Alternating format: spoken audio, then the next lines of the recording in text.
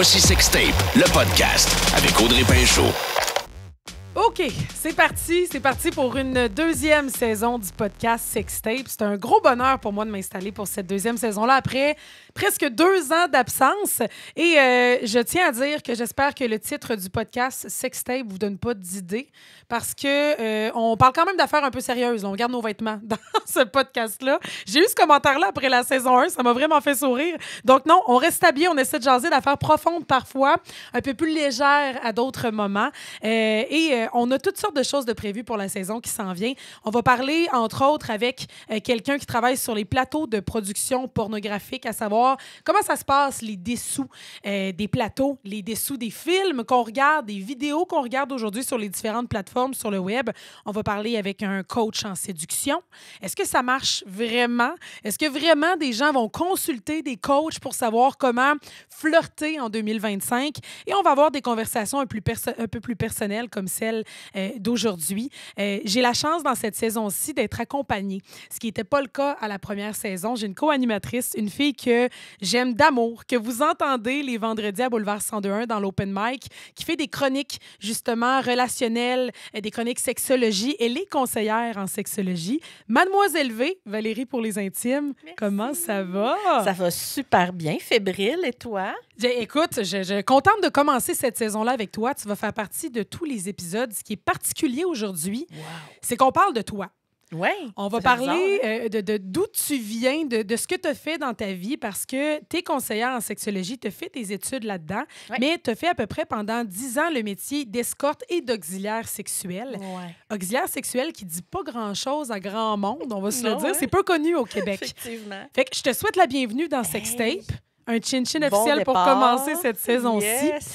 J'ai envie de te demander, premièrement, justement, tu as fait tes études en sexologie il y a plusieurs années maintenant. Qu'est-ce qui t'a poussé à devenir travailleuse du sexe? C'est quand même... certains peuvent y trouver une certaine ironie. Tu as testé le terrain, je vais le dire comme ça. Là. Effectivement. Mais là, Audrey, il faut boire avant, sinon c'est comme une année de mauvais sexe, je pense. Je t'écoute là-dessus, tu es la professionnelle. Je pense. Ou en tout cas, c'est les lumières jaunes dans le char, je suis pas sûre. Qu'est-ce qui m'a amenée à devenir auxiliaire? En fait, au début, j'ai fait des études en sexologie. Oui. Et c'est un domaine qui m'a passionnée toute ma vie. J'étais jeune, là, j'avais 3 ans, puis moi, déjà, je me masturbais allègrement avec ma doudou. Arrête! Ah oui, à fond. Et c'est normal. Hein, je veux que tu saches que les gens... Oui, c'est sans conscience, il faut le dire. Partez sans... pas en peur, les parents. Là. C'est tout à fait normal, mais c'est pas toujours... La réaction des parents n'est pas toujours normale. Mm-hmm. Et dans mon cas, ça s'est plutôt bien passé. Ma sexualité s'est bien développée, mais j'ai toujours eu un intérêt très, très profond pour la sexualité. Les sensations.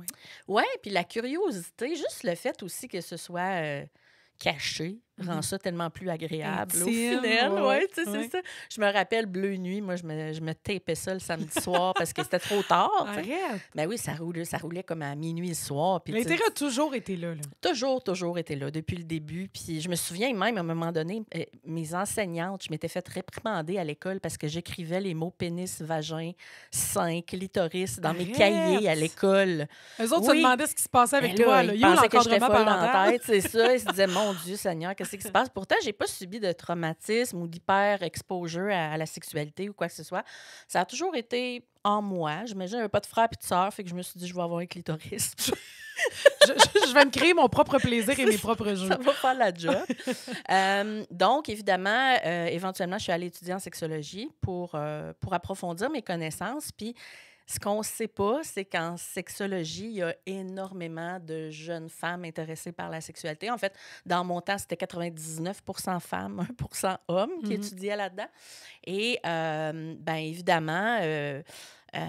plein de filles intéressées par la sexualité fait qu'il y en a là-dedans qui payaient leurs études avec être escorte, tout simplement. OK, fait que c'était quand même commun, là. C'était commun, c'était quand même beaucoup commun. Dans ma tête, c'était exceptionnel. Tu sais, je riais en disant tester le terrain, mais je pensais pas. C'est pour ça que, tu sais, pour moi, c'est un peu choquant parce que je voyais pas le besoin de nécessairement le cacher. Okay. Tu sais, parce que pour moi, tu peux avoir un background comme sexologue, tu peux avoir toutes les connaissances qu'il faut, mais tu peux aussi avoir une vie personnelle puis en faire ce que tu veux le soir, tu sais, au final. T'avais-tu peur de manquer de crédibilité?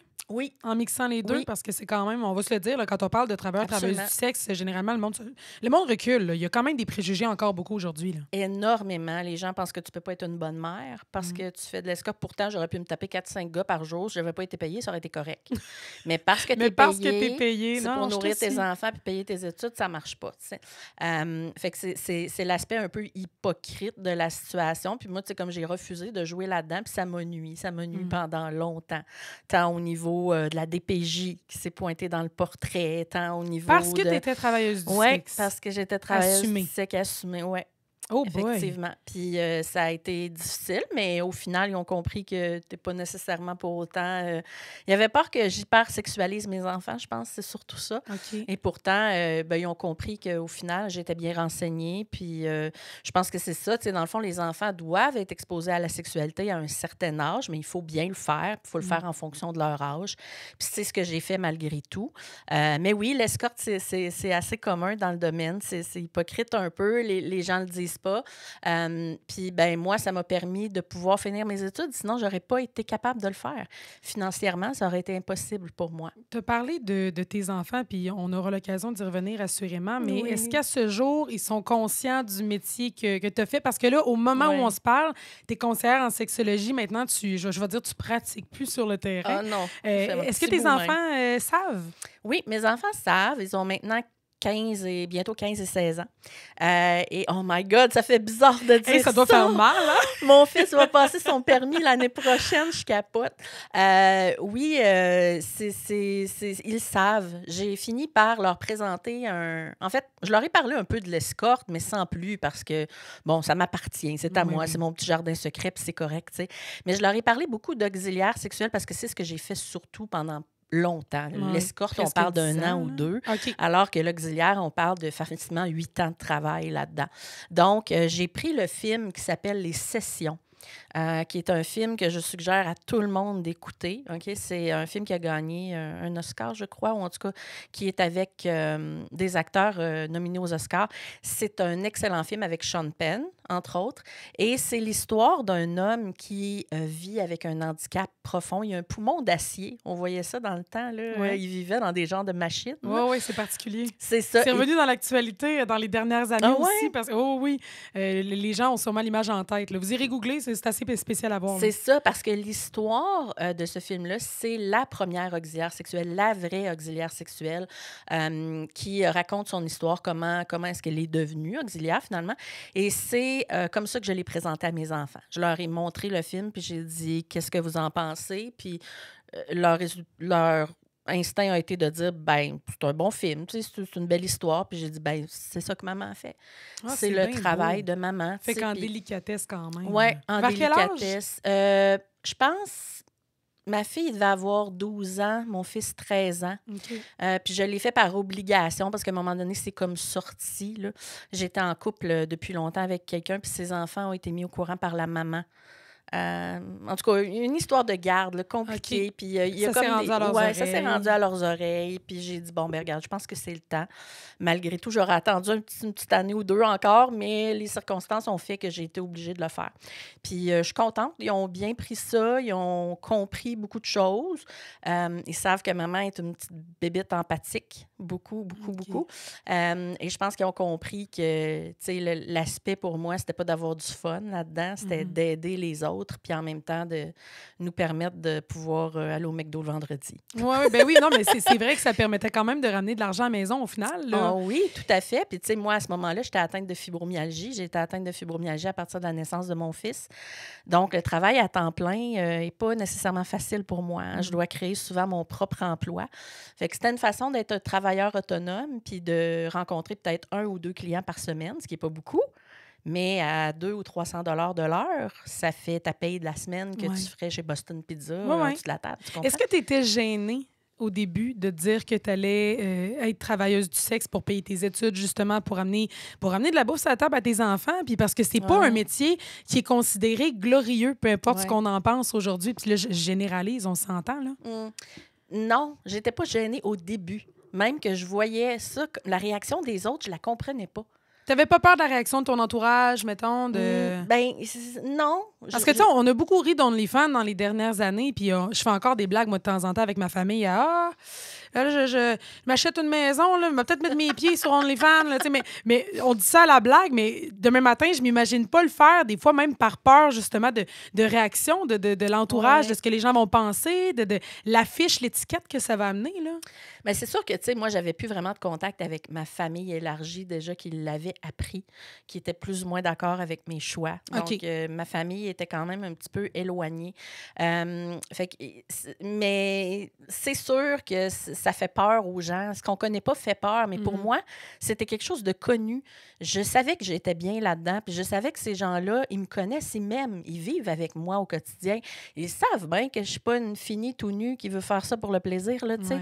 Fait que je voyais pas pourquoi est-ce que les autres autour comprendraient pas, puis je l'ai compris, là, ma débarque, je l'ai pris quand l'émission Les Escortes est sortie à Canal Z. OK. Parce que j'ai fait partie d'une télé-réalité qui Oui, s'appelait... on avait déjà jasé ensemble. Oui, ouais. c'est ça. Puis moi, je leur avais demandé de mettre l'accent sur l'auxiliaire sexuel parce que c'était ce que je voulais mettre de l'avant. Sinon, je ne serais pas allée dans une télé-réalité. Là, tu sais. Et puis, au final, ce qu'ils ont mis de l'avant, c'était beaucoup plus le contraire, c'est-à-dire qu'ils ne mentionnaient pas beaucoup l'aspect de l'auxiliaire sexuel, mais plus de l'escorte en tant que telle. Peut-être pour les gens qui nous écoutent, Val, expliquer rapidement juste ce que c'est exactement. Parce qu'on va y revenir puis on va faire le tour, mais il y en a pour qui ça ne dit rien pantoute, puis c'est tellement pas connu ici au Québec, contrairement ailleurs, là. Oui. Ben, en fait, de l'escorte, c'est de la prostitution, on va se le dire. On va y aller avec le mot très cru. C'est quelqu'un qui couche avec quelqu'un pour avoir une rémunération. L'auxiliaire sexuel, c'est quelqu'un qui va choisir des clients qui sont handicapés. Ça peut être un handicap mental, ça peut être un handicap physique, ça peut être un handicap partiel, comme ça peut être une problématique vraiment très importante. Moi, je décidais moi-même qui je rencontrais et qui je rencontrais pas. Évidemment, j'étais la seule là-dedans. Là. Moi, j'étais indépendante. Je choisissais mes cas en fonction de... L'as-tu toujours été? Toujours. Tu as déjà été avec une agence? Jamais.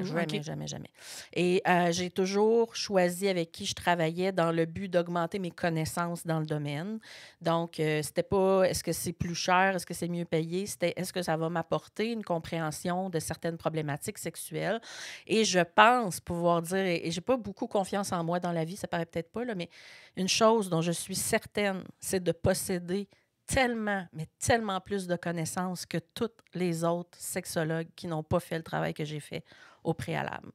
J'ai vu toutes ces problématiques-là face à face. Je les ai vues toutes, je les ai toutes côtoyées et je suis capable, je pense, mieux d'accompagner les gens à cause de ça aujourd'hui. Oui, parce que je niaise bien quand je dis tester le terrain, là, mais au final, tu as fait directement affaire avec des gens qui avaient plusieurs des problématiques que tu règles aujourd'hui pour d'autres. Exactement. Auxiliaire sexuel, tu t'es enfargé là-dedans. Comment? Parce qu'au début, tu l'as dit, tu as fait 2 ans d'escorte. J'imagine que bon, là, tu choisissais ta clientèle et tout, mais qu'est-ce qui t'a mené à te dire que tu allais faire ça? Parce qu'il n'y en a pas vraiment au Québec. Là, on a jasé beaucoup ensemble de ça. Puis c'est en France que c'est pas mal plus populaire. Ici, moi, c'était la première fois que j'en entendais parler quand on en a jasé. Oui. Oui, c'est vraiment très, très peu vu ici. Moi, je me suis enfargée là-dedans. En fait, j'aime ton expression, enfargée. C'est un client qui est venu me rencontrer puis qui ne m'a pas dit qu'il était fortement handicapé. Et quand on parle de fortement handicapé, on parle de paraplégie totale, seulement des mouvements involontaires, une incapacité à parler, une incapacité à communiquer ses besoins de manière claire et précise. Et puis, au début, j'ai comme eu peur. Je me suis dit, OK, si je suis en terrain inconnu, là, moi, d'habitude, ils me disent très clairement, je sais que je vais faire. Oui, c'est ça. C'est ça. Où je sais que je m'en vais avec ça. Et puis, ça m'a complètement transformée parce que j'ai vu l'impact que ça a eu sur cette personne-là. Tu sais, habituellement, tu performes un acte sexuel sur quelqu'un, il va être bien content, il va faire puis il va s'en aller. Oui, c'est terminé. Je veux dire, il y a pas t'as pas l'impression d'avoir changé quelque chose dans sa vie. Il doit y avoir une vulnérabilité là, quand tu te ramasses avec quelqu'un, justement, qui a un lourd handicap comme ça, qui a des défis au quotidien puis qui ne sait pas comment pratiquer sa sexualité. Parce que, imaginez 2 secondes, là, tu sens rien, mettons, en bas de la ceinture. Là. On est habitué d'associer la sexualité à nos engins. Là, Oui. là c'est plus ça. Demain matin, il faut que tu refasses des connexions dans ton cerveau. Il faut que tu trouves des manières différentes d'être stimulé. Je veux dire, on parle au quotidien qu'une femme, ça a de la misère des fois à faire l'amour parce que c'est dans sa tête, parce que la journée était trop grosse. Imagine. Il est tout le temps dans sa tête. Ben oui, il doit être dans sa tête, lui. Là. Tu sais, il m'expliquait, parce qu'on s'envoyait des textos avant pour qu'il puisse m'expliquer ce qu'il aimait, ce qu'il voulait. Oui, puis aussi quel enjeu il vit, puis tout ça, mieux comprendre sa situation. Puis il me disait que, ben, tu sais, il y avait des infirmières du CLSC qui venaient chez lui pour changer sa couche, ou du moins pour l'amener, parce que c'était pas une paraplésie, en fait, dans son cas, c'était une maladie nerveuse. Okay. Donc, il y avait quand même un certain contrôle, mais tu sais, l'amener aux toilettes, puis l'essuyer, puis ces choses-là, puis il disait, moi, là, j'ai 29 ans, là, ça lève tout seul, mon affaire, là. Fait qu'il y a une infirmière qui est en train de me nettoyer le gland, là, c'est clair que ça va lever mon truc, là. Tu sais, puis ils sont tous offusqués de ça. Ils veulent tous partir. Ils demandent à changer de client parce que j'ai des réactions sexuelles involontaires. Est-ce qu'auxiliaire sexuel, ça vient un peu avec une espèce de je vais dire travail social? Je sais que tu n'as pas de formation là-dedans, mais j'ai l'impression que veux pas, tu deviens quasiment un peu la psy sur le side, là, celle qui écoute puis qui... Est-ce que chaque client que tu avais, il y avait une relation sexuelle qui venait avec ça, ou des fois tu te pointais puis c'était simplement de l'écoute puis un besoin d'amour? 90% du temps, c'est pas des relations sexuelles complètes. Il y en a qui vont vouloir être embrassés. Il y en a qui vont vouloir être juste touchés. Il y en a qui veulent écouter un film collé. Oh mon Dieu. That's it. Hey, on dirait que ça vient me toucher parce qu'à quelque part, c'est là que tu vois à quel point il y a un manque d'amour, en fait. Il y a un manque de contact. Je pense... écoutais-tu Les Beaux Malaises? Ah oui? Il y a un épisode où le frère de Martin et Matt est handicapé puis il paye une escorte. Puis non, mais moi, ça m'avait vraiment touchée parce que je me disais, hey, on pense pas à ça, là. Tu sais, ils ont tellement de défis au quotidien, déjà, ces gens-là. Puis ben ça, c'en est un supplémentaire qui est quand même gros parce que tu as des envies, puis tu as une tête quand même, ses épaules. Puis toi aussi, il y a des affaires que tu trouves sexy, tu sais, qui sont peut-être inatteignables par ta condition. Puis tu veux pas nécessairement d'une fille qui va faire ça pour se débarrasser. Tu veux, idéalement, une personne qui va le sentir avec toi. Je me souviens d'avoir écouté un film comme, je pense que c'était Ghost, avec Patrick Swayze et Demi Moore, mon fantôme d'amour avec un client, tu sais. Particulier. Ben, c'est ça, mais tu sais, pour lui, c'était un fantasme, c'était de se sentir collé avec quelqu'un puis vivre un moment sentimental et romantique, tu sais. C'est surtout ça. Quand on parle de sexualité, à ce moment-là, c'est souvent des sexualités qui sont partielles. Tu sais, l'embrasser, bon, des fois, il y en a qui vont vouloir avoir un toucher génital, mais tu sais, c'est rien de complet. Puis honnêtement, c'est juste parfait comme ça. Ça te plaisait-tu que justement, tu pouvais peut-être arrêter d'avoir des relations complètes? Puis... Tellement, parce que, je veux dire, c'est quelque chose qu'on n'ose pas parler, mais dans le domaine de l'escorte, la pénétration, ça fait mal. Je m'excuse, mais c'est pas toi qui décides quand ça commence. C'est pas toi qui décides forcément quand ça arrête. C'est pas toi forcément qui détermine la taille. C'est pas toi non plus qui détermine la durée. Tu comprends? Fait qu'au final, tu sais jamais si tu vas faire l'amour avec quelqu'un. Je dis faire l'amour, mais en fait, c'est loin d'être ça. On va dire baiser, là. C'est ça. Si ça va durer 5 minutes, comme n'importe quel autre, ou si la personne est là pour une performance du Cirque du Soleil de 2 heures. Là. Parce que ça arrive, j'imagine, là? Parce que ça arrive, puis c'est au même prix, là. Ouais. Moi, j'étais pas assez sévère, je m'étais pas assez mes limites, puis c'est quelque chose que je regrette beaucoup avec le temps. Puis, tu sais, au début, je faisais comme toutes les autres escortes qu'ils sont encore, là, puis je me disais, c'est moi qui choisis, puis, tu sais, je suis là, puis je veux vraiment être là. Mais la réalité, c'est que plus tu avances dans le temps comme escorte, moins tu as le goût d'être là. Mais moins t'oses te l'avouer, tu sais. Bien, j'imagine que ça devient difficile parce que tu vois, je vais appeler ça l'argent facile, on s'entend, là. Mais tu vois que... C'est ça, tu vois que l'argent va être directement après l'heure que tu as passée avec le client.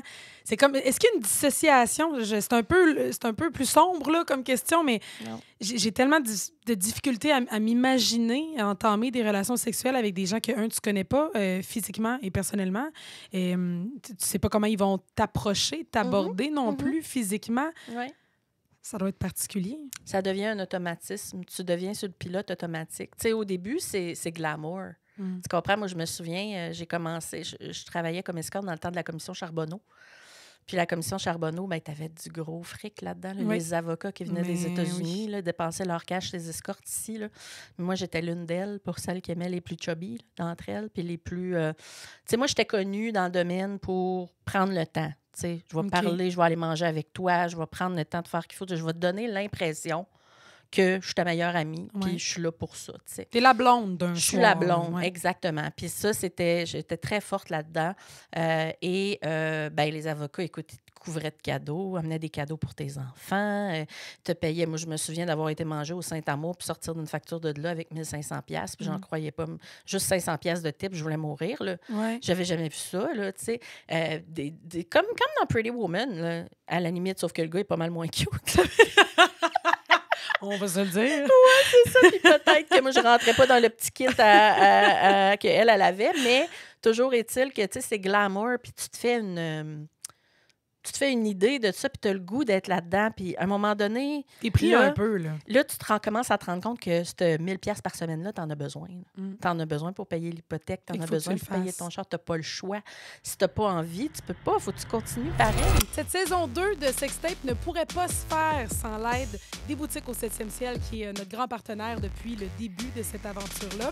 Les boutiques au 7e ciel sur le site web, là, 2 adresses, 911 Charest-Ouest, marché Jean Talon à Charlesbourg. C'est ouvert 7 jours sur 7. Il y a en ligne, évidemment, au 7e-ciel.com. Il y a un service qui est très, très personnalisé quand vous allez aux boutiques au 7e ciel. Ils veulent votre bien au niveau sexuel. En plus, c'est subtil. Vous avez envie de commander. Pas la grosse boîte qui arrive chez vous avec au 7e ciel, en gros, là, puis la commande qui est à l'intérieur. Là. Une boîte brune, confidentielle. Vous pouvez commander ce que vous voulez via le site web, évidemment. Et la boutique où il y a le plus de variété aussi à Québec, je tiens à le mentionner, plusieurs marques exclusives. Et il y en a pour tous les prix, de toutes les couleurs, de toutes les grosseurs, de toutes les formes. Donc, au 7e-ciel.com, je vais les remercier encore une fois. J'ai l'impression que tu n'auras jamais, Val, une sexualité normale. Comprends-tu ce que je veux dire? Oui, je comprends. Je peux-tu te lire un passage? Absolument. De Hey, quelque t'es libre chose, de faire ce que tu veux ici. C'est vrai? Okay. Absolument. Faudrait pas me dire Écoute, ça, je suis mais pendue bon, à tes lèvres. OK. Parce qu'il faut dire, pour expliquer aux gens qui nous écoutent, que Val a un cahier rouge. Ouais. Plusieurs versions de ce que je comprends, plusieurs tomes, où tu as noté tes expériences au fil des années, justement, où tu as été dans le domaine du travail du sexe. Je t'écoute. Alors, j'ai une entrée ici, je ne dirais pas la date, mais en 2020. OK. Aujourd'hui, s'est passé ce que je croyais pouvoir éviter. On a pris mon amour sans mon consentement. Je suis salie. Pourtant, le sexe allait se produire. C'était au menu. Je me sens sale, mais je me sens surtout stupide d'avoir pensé éviter l'inévitable. Il a pleuré. Il a demandé pardon. Ensuite, j'ai pleuré, mais je ne me pardonnerai jamais. Ce jour-là, j'ai été violée par quelqu'un dans le cadre de mon travail, comme auxiliaire sexuel, par quelqu'un qui se disait handicapé, mais qui ne l'était pas au final. Et puis, ça a été quelque chose de très difficile pour moi parce que, honnêtement, je me pensais différente des autres. Est-ce que tu trouvais difficile le fait aussi qu'on banalise l'agression sexuelle dans ce domaine-là? J'ai le sentiment que chaque fois qu'on en parle, c'est peu reconnu, c'est peu validé parce qu'il y a beaucoup de gens qui ont le réflexe de se dire « tu as choisi, c'est ce que tu fais, avoir des relations sexuelles ». Bien, Audrey, c'est ce que je me disais à moi-même. Déjà, juste quand il est parti, j'étais comme « Pourquoi tu brailles? » Tu savais que c'était ça qui allait arriver. Tu allais avoir une relation sexuelle de toute façon. Puis, à un moment donné, on a fait une entrevue avec Denis Gravel, qui m'a sorti quelque chose. Puis depuis, ça me reste en tête. Puis je m'en sers avec mes clientes victimes de traumatisme aujourd'hui. Puis je dis tout le temps, c'est pas parce que tu es invité à aller manger dans un buffet à volonté que tu peux foutre la marde puis manger la portion des autres autour. Tu comprends? Il y a un certain civisme. T'agis pas avec violence envers quelqu'un. T'agis pas de... Parce que, tu sais, c'est pas... un viol, c'est pas seulement une pénétration non voulue ou non protégée. C'est aussi toute la violence qu'il y a autour parce qu'il doit te maintenir dans cet état de soumission-là. Puis toi, qu'est-ce qui s'est passé cette journée-là? En fait, ce qui s'est passé, c'est que moi, je devais recevoir une personne handicapée qui s'est présentée amenée par une autre personne comme étant handicapée. Parce qu'il faut penser que quand une personne handicapée vient me rencontrer, elle ne peut pas s'installer toute seule sur mon lit. Là. Souvent, il y a quelqu'un qui doit l'aider à sortir de la chaise roulante s'il y en a une, ou marchette, ou monter les marches pour aller s'installer. Donc, Tout ça était normal. Jusqu'à temps que la deuxième personne parte, aille s'installer, j'imagine, dans son auto dehors. Et puis que là, ils se mettent à agir de manière tout à fait normale, comme une personne normale. Puis lorsqu'on a commencé à devenir violent puis me maintenir dans cette position-là. Puis tu sais, on pense que tous les viols, c'est du criage, puis non, puis essayer d'alerter les besoins. Mais souvent, on fige. Ouais. On dit non. C'était clair que c'était pas voulu de ma part. Puis je pense que c'est ça que c'est important de le dire, là. C'était pas voulu du tout et c'était évident que ce n'était pas voulu. Mais dans ma tête, j'étais incapable de me voir comme une victime. Puis j'ai encore de la difficulté aujourd'hui. Pourtant, les clientes qui viennent me consulter pour des traumatismes, je les vois comme des victimes. Je les vois comme étant capables, en processus de guérison, mais moi, j'ai l'impression que, parce que ça s'est produit dans un contexte particulier, que je vais avoir toujours un peu de difficulté à guérir de ça. Je suis encore en processus de guérison. Puis tu m'as posé la question, est-ce que ma vie sexuelle en est impactée? Aujourd'hui, avant le viol, non. J'étais capable d'avoir de l'amour puis des relations. J'étais en couple, là. Moi, j'étais en couple pendant tout ce temps-là. Là. Pendant que j'étais auxiliaire sexuelle et partiellement escorte, j'étais en couple. Donc, j'étais capable de faire la différence entre donner de l'amour à mon conjoint puis prendre du plaisir puis travailler. Puis le travail, oui. C'est ça. Mais à partir du moment où on m'a violée, là, c'est devenu différent. Là, ma sexualité est devenue impactée. Il faut dire que c'est arrivé, là, moi, j'ai quand même pu avoir bientôt 42 ans. C'était sur le tard, amène tous les changements hormonaux qui viennent avec la quarantaine, fait que ma sexualité, puis de plus je suis célibataire, n'est plus ma priorité aujourd'hui. Aujourd'hui, ma sexualité, je la vis au travers du monde que j'aide. Mais je l'ai vécu en hostie, Audrey. Là. Mais écoute, j'en doute pas. Mais comment tu te remets de ça? On sort un peu du sujet principal, mais je veux dire que je suis vraiment désolée. Là. J'ai le cœur super gros de savoir que tu as vécu ça. Il n'y a rien d'aussi épouvantable. En fait, c'est que ça te marque à vie. Oui, c'est ça, c'est les séquelles que ça laisse. Mais comment tu travailles avec ça au quotidien aujourd'hui? Parce que peut-être maintenant, ces jeunes femmes-là qui, passent par là, comment tu as réussi à te sortir tranquillement, pas vite, du fait que tu te sentais sale, comme tu dis, d'avoir été violée par un crotté comme ça qui devait penser que tout lui était dû parce qu'il avait déplié l'argent, là? Oui, puis le pire là-dedans, c'est que, tu sais, j'ai quasiment pris pitié de cette personne-là. Parce qu'après, il a comme réalisé ce qu'il a fait, tu sais, veut pas. J'ai senti la pitié en lui. Puis, tu sais, c'est pas correct de ma part. Je devrais avoir pitié de moi-même, plus que d'avoir pitié d'un agresseur. Mais c'est comme ça. C'est comme ça qu'on sent certaines femmes qui sont attaquées, qui sont violentées. Comme si c'était de votre faute. Comme si c'était de notre faute. Puis, je veux dire, il n'y a rien qui explique ce sentiment-là. Puis, je m'en suis sortie par la thérapie. Tu sais, moi, je suis allée chercher l'aide que j'avais besoin.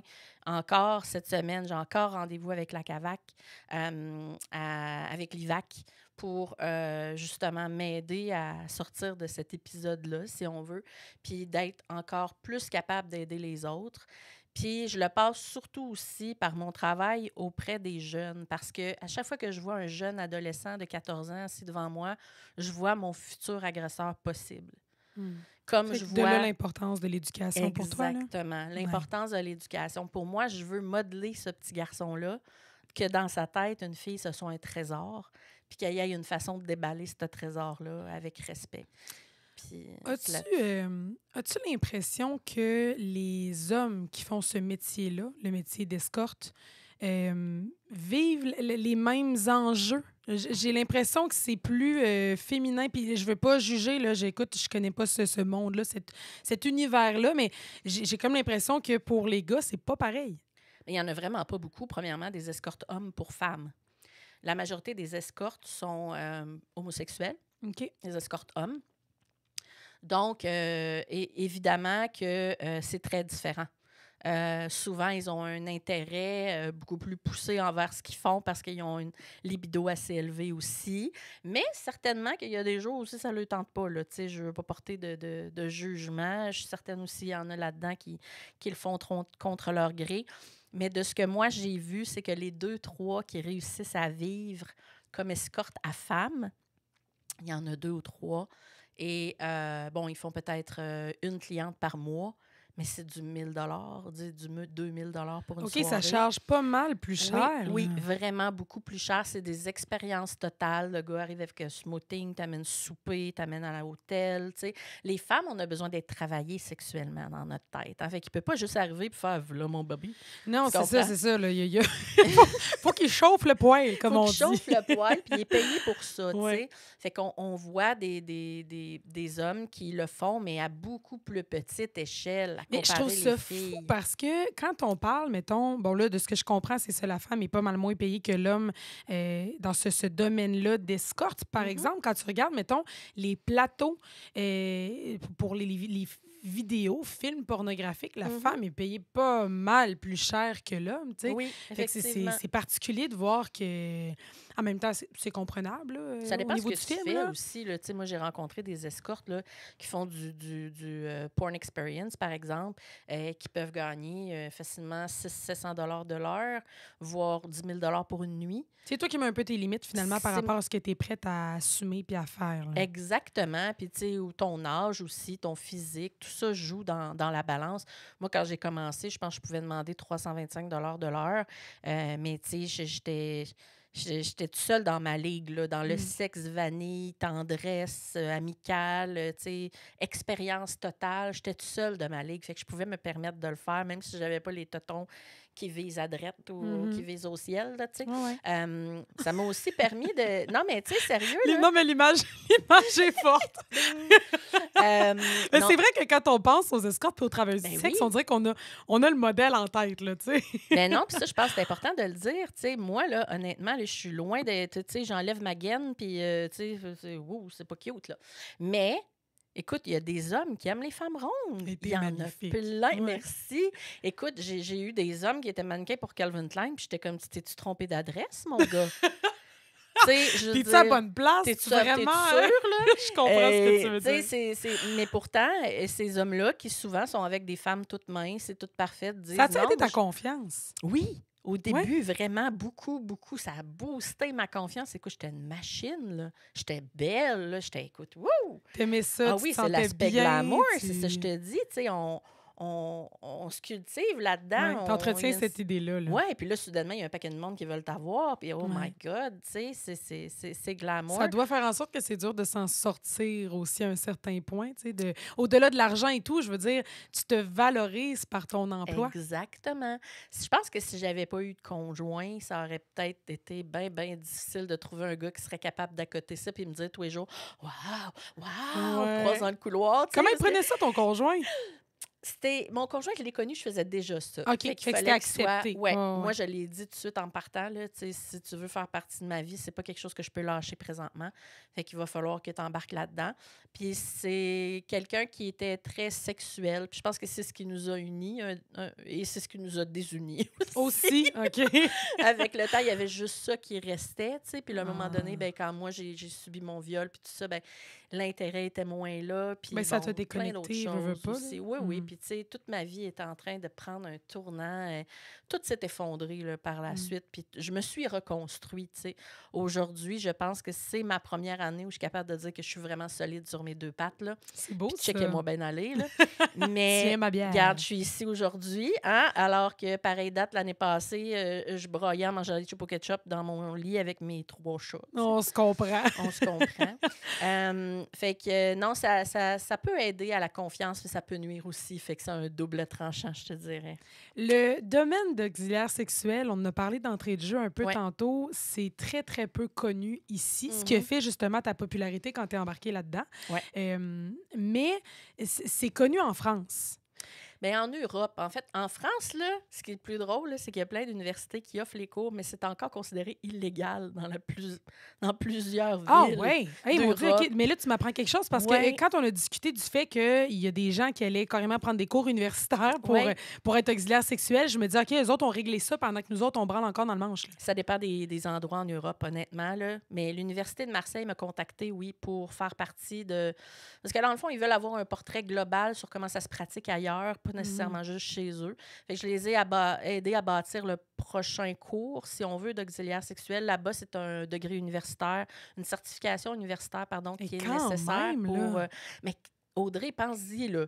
Tu m'amènes une personne là, qui peut juste bouger des yeux, puis... Je sais pas quoi faire, honnêtement. Et tu peux pas faire, voyons, toi, t'es donc bien collant, pourquoi tu me fais pas l'amour? Tu sais, je veux dire, faut que tu sois capable de le rendre à l'aise. Faut vraiment que tu aies des habiletés sociales extrêmes, OK? Pour être capable... Parce que là, des fois, il parle pas. Faut que tu parles pendant 1 heure.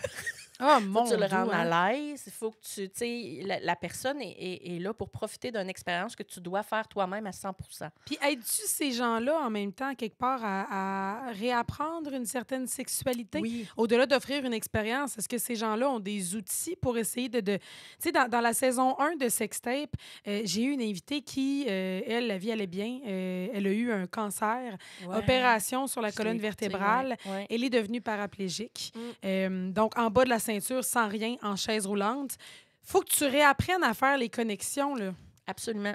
Oui. Fait que j'imagine qu'au-delà de te payer une expérience, tu as peut-être envie, quand tu es ce type de personne-là, de trouver des outils pour être capable de, éventuellement, j'imagine, essayer de créer une relation avec quelqu'un d'autre. Bien, écoute, je vais te donner un exemple, là.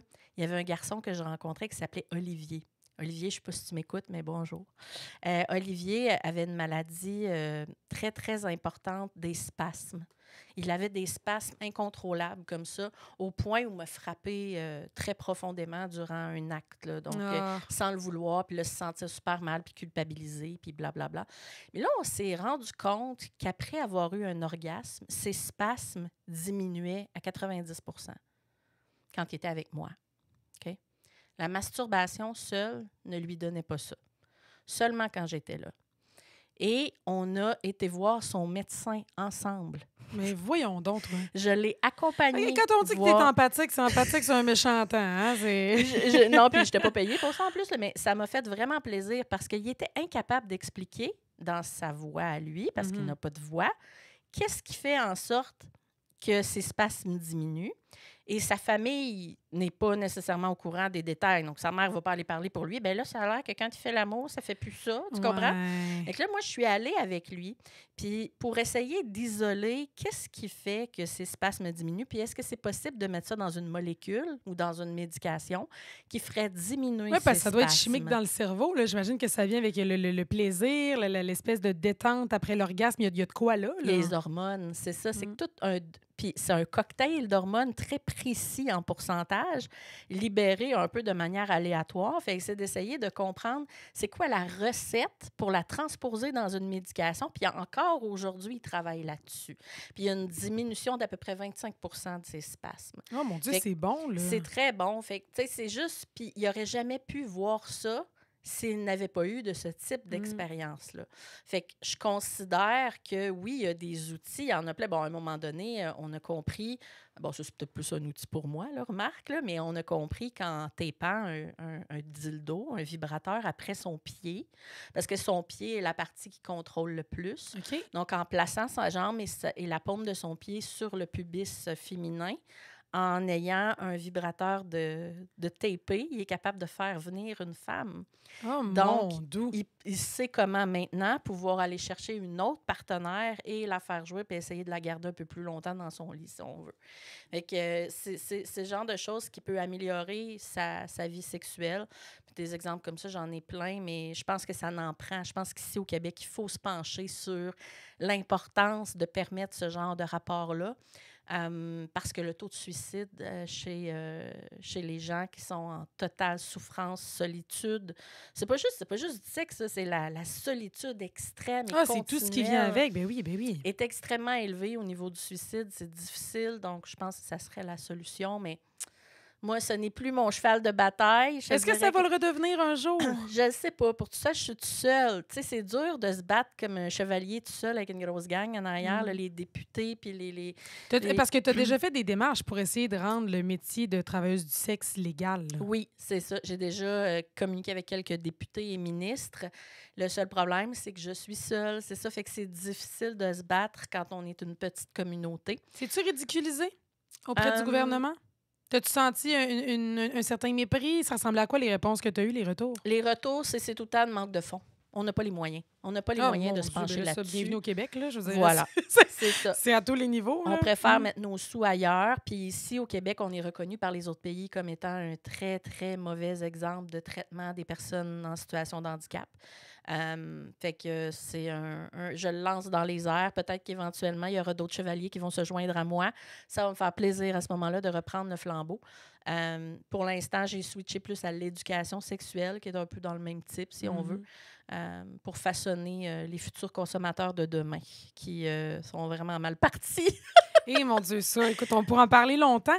J'ai envie, Val, qu'on termine cet épisode-là de Sextape, le premier épisode de la 2e saison, en allant un peu fouiller dans ton fameux cahier rouge. Ouais. Parce qu'on l'a dit tantôt, tu notes tes expériences depuis que tu as commencé justement ce métier-là de travailleuse du sexe. J'ai envie de te laisser aller. J'ai le goût qu'on se fasse une histoire par épisode, simplement.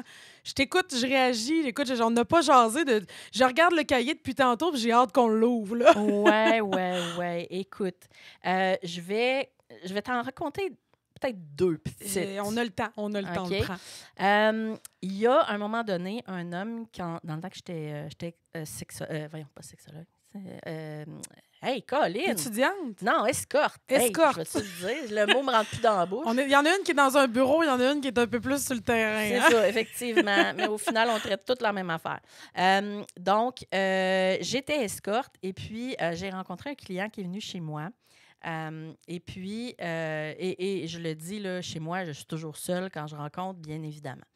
Et donc, ça a toujours été chez toi, dans ton espace à toi? Pas toujours, ça dépend. Quand ça fait plusieurs fois que je les vois, des fois, je vais accepter de le faire chez moi, mais jamais, évidemment, quand je ne suis pas seule, ça doit être quelque chose qui est absolument inévitable.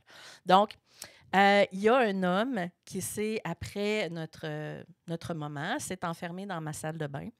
Et ça faisait 10, 15 minutes, 20 minutes. Puis à un moment donné, je vais cogner à la porte. Puis il dit oui, ça sera pas long. Puis là, je me dis, ben voyons, c'est quoi? Il est en train de se faire un quickie. C'est quoi cette affaire-là? Fait que j'attends un autre 5 minutes. Finalement, je décide d'ouvrir la porte parce que j'ai comme une bob épine. Je rentre la bob épine, j'ouvre la porte. Et le monsieur est en train d'appliquer des crèmes pour le visage. Arrête! Et des produits pour la peau. Il fouillait dans tes armoires? Mais non seulement ça, mais il avait vraiment mis un bonnet. Non, un bonnet, là, voyons donc. une serviette autour de sa taille. Et là, il avait mis des patchs de masque de nuit. Arrête! Sur son visage. Oui, là, lui, là, il était parti. Là. Il se faisait un beauty, je veux pas, cette histoire-là aide vraiment pas les préjugés qu'on a face à une clientèle, une certaine clientèle, on va se le dire. Là. Je capotais raide. J'étais comme... premièrement, il y a comme 50$ de stock dans ta face. Moi, j'attends 2 semaines pour les mettre. C'est quoi, finalement, ça fera pas 350, ça va faire 400$, s'il te plaît. Seigneur! En tout cas, il y a ça. J'ai aussi, à un moment donné, quelqu'un qui est arrivé déguisé en costume de mascotte. Ah, arrête. Les furries, tu veux dire? Non. Un vrai costume de mascotte? Oui, il voulait que moi aussi, je porte un costume de mascotte. Parce que tu sais qu'on va recevoir dans la saison un gars que moi, j'ai connu au cégep, qui a été un ami super proche, qui fait partie de cette communauté-là qui tripe vraiment sur les furries. Si vous ne savez pas c'est quoi, là, vous irez googler, mais c'est comme une grande mascotte de luxe. Je vais le dire comme ça. On les voit dans les conventions. C'est des costumes qui coûtent comme 6 000$. C'est vraiment... Mais lui, c'est un genre youpi, là. Une vraie mascotte, là. Oui, bien, c'est ça. C'était son trip. C'était ça, mais à ce moment-là... Est-ce que tu l'as fait? Écoute, c'est très difficile, rendu sur place, de dire non à quelqu'un. T'as mis la tête de mascotte. J'ai fait des choses que j'aurais pas dû faire dans ma vie, Audrey, puis je le regrette. Et mettre le costume de canard jaune. Canard? Ah ouais, hein? Ouais. Lui, il était... C'était une genre d'espèce de chien bleu. OK. Très poilu.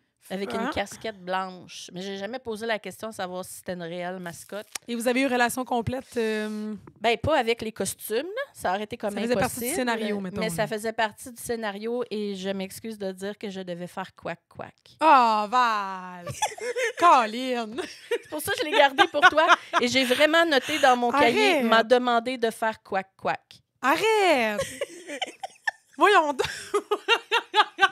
Ce que quasiment invraisemblable, je peux pas croire. Mais c'est pas la pire chose que j'ai faite, c'est ça le pire. Fait que les autres, on pourra. Mais là, je t'affirme que tu t'as pas mis tes limites, là. Non, mais en même temps, c'était pas dangereux. Tu sais, Mais moi, non, je voyais ça blague, comme... là, mais... Tu sais, mettons, il aurait voulu, je sais pas, moi, me rentrer un bat de baseball, j'aurais dit, t'es-tu malade? Sac ton camp. Mais là, il fallait juste que tu fasses quack-quack. Mais là, il fallait juste faire quack-quack. Peux-tu me faire le quack-quack en question?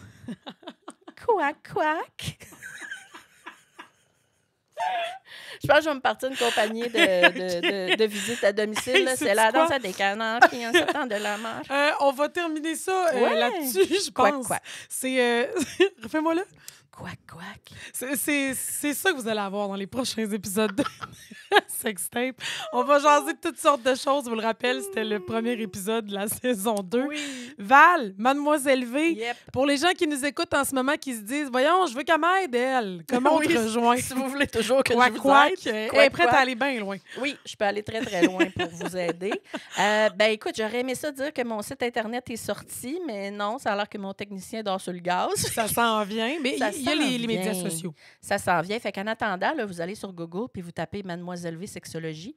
Vous allez tomber sur plein d'affaires bien drôles. J'ai bien du fun, moi, sur mes réseaux sociaux. Bien, t'éduques, honnêtement, je trouve. Puis tu le fais d'une belle façon. Ouais. Tu sais, puis sans rien enlever, il y a plein de façons d'éduquer les gens, mais je trouve que tu y ajoutes une couleur qui fait qu'on a envie de t'écouter. Je te lève mon chapeau pour ça. De toute manière, on va mettre les liens de tes réseaux assurément sur nos différentes plateformes. Puis on se retrouve dans un deuxième épisode. Je te lève mon verre. Merci de faire cette aventure-là, Chin Chin, avec moi. Merci de m'avoir avec toi. Écoute, je suis tellement heureuse. C'est mon premier podcast. C'est comme une perte de virginité aujourd'hui. Bon, ben regarde, on se rappelle toujours de notre première fois qu'ils disent. Ouais. Puis en terminant, on dit-tu quack? Oh boy, OK. C'est pour vrai, là? Oui, vas-y. OK. Quack. Salut, là!